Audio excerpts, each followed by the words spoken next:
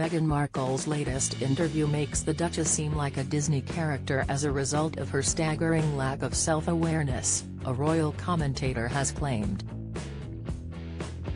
Jonathan Sacerdoti was reacting to Variety magazine's glossy profile of the 41-year-old in its latest edition.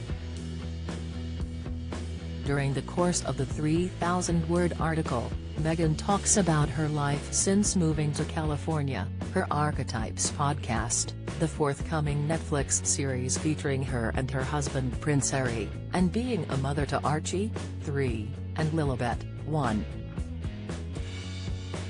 Mr. Sacerdoti, whose credits include the BBC, Sky News and Fox News, told Express. Co.uk, one of the funniest bits is where she was asked if an actor was playing her in 100 years' time, what she hoped they focus on, and she said softness and playfulness and laughter. None of those are words that one has heard used that often in describing Meghan Markle. It just seems to be a staggering lack of self-awareness of how she's seen and what her story is and what, in her story, is really of interest to the majority of the public. It's not softness and love. It's scandal, the risk of explosive allegations and her possibly very negative impact on the royal family. The rest isn't really of interest to many people. It's the hubris of it all, this excessive confidence or arrogance that just seems to lead to this belief that she can't do anything wrong. Referring to the article, and a lavish accompanying video, Mr. Sacerdoti added, "I think when she became the Duchess of Sussex, some were worried that the entertainment industry might have lost an important actor. I'm certainly here to tell you that we did not. And I think that I'm not sure I want to live in a world that needs to know that Meghan Markle does Wordle in bed. It's hardly the groundbreaking, compassionate content that we were promised would be coming from her stable."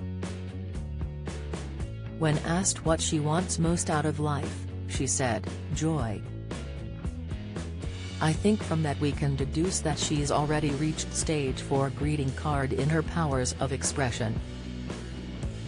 I found the whole thing, more of the same, dense prose punctuated only by targeted ads, product placement and this seemingly airbrushed photo shoot.